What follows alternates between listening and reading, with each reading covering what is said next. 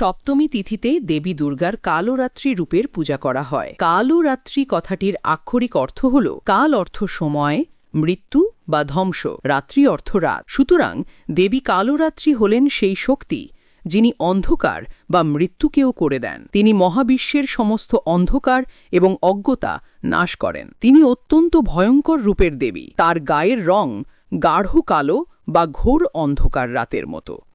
তার 3টি চোখ এবং চুল আলুথালু। তিনি গাধার ওপর আরোহণ করেন। তার হাতে থাকে একটি খাড়া এবং একটি লোহার কাঁটা। এই ভয়ানক রূপ অশুভ শক্তি ও দানবদের মধ্যে ত্রাস সৃষ্টি করে।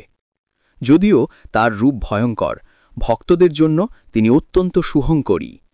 তিনি ভক্তদের ভয়, নেতিবাচকতা এবং সমস্ত প্রকার দুর্ভাগ্য থেকে রক্ষা করেন।